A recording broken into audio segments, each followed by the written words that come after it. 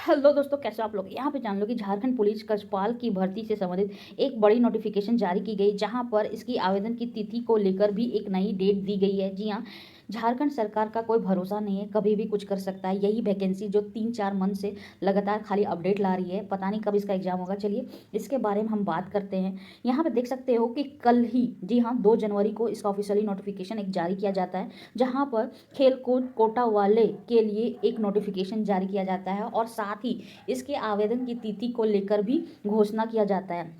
उम्मीदवार ध्यान दें, जब तक इसका आवेदन प्रक्रिया शुरू ना हो जाए तब तक आप ना कोचिंग लो ना कुछ भी, क्योंकि झारखंड सरकार का कोई भरोसा नहीं, कभी भी रद्द किया जा सकता है। ठीक है, अच्छे से जानते हो।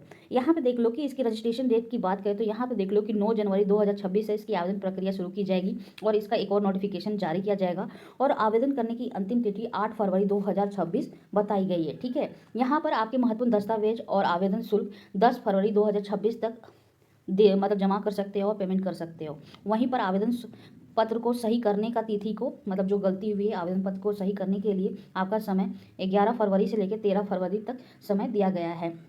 इस नोटिफिकेशन में सेकंड पॉइंट ये इंपॉर्टेंट है कि जो खेलकूद कोटा के अंतर्गत आरक्षण का दावा करते हैं, ठीक है, जैसे कला संस्कृति खेलकूद एवं युवा कार्य विभाग के तहत उनको प्रायोरिटी दी जाती है। याद रखना, जो खेलकूद कोटा वाले हैं उनको ग्रुप सी के तहत सीधा भर्ती किया जाता है।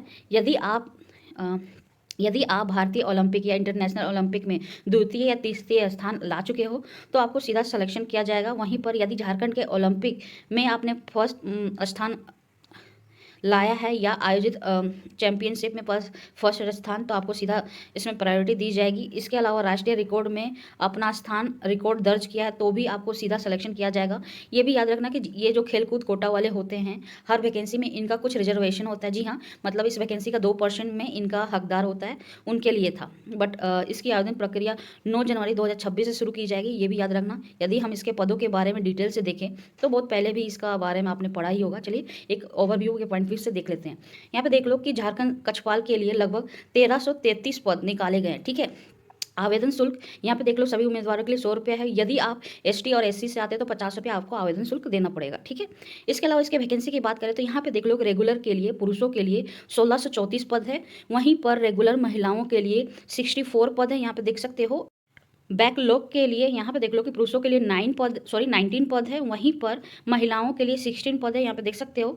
इसके अलावा इसके क्वालिफिकेशन की बात करें तो 10वीं पास रखी गई है। यदि आप झारखंड के हो या अदर स्टेट से हो तो भी आवेदन कर सकते हो। यहाँ पे आपकी सैलरी यहाँ पे देख लो कि 19,900 रुपये से लेकर 63,200 तक रहेगा। ठीक है, इसके अलावा आपकी आयु सीमा की बात करें तो न्यूनतम उम्र 18 साल। बाकी आप इसका स्क्रीनशॉट ले सकते हो या फिर इसका जो ऑफिशियल नोटिफिकेशन है मैंने नीचे लिंक लगा दिया, वहाँ से भी डाउनलोड कर सकते हो। ठीक है, इसके अलावा इसकी शारीरिक मापदंड के बारे में बात करें तो यहाँ पे देख सकते हो, आप अपने अनुसार देख लो, स्क्रीनशॉट ले लेना, मैं इतना डिटेल से नहीं बात करूँगी। और महिलाओं के लिए कितनी हाइट होनी चाहिए तो 148 सेंटीमीटर है। वहीं पर शारीरिक दक्षता परीक्षा के बारे में बात करें तो पुरुषों के लिए 1600 मीटर के लिए 6 मिनट है और महिलाओं के लिए 1600 मीटर के लिए 10 मिनट। यहाँ पे डिटेल्स देख सकते हो।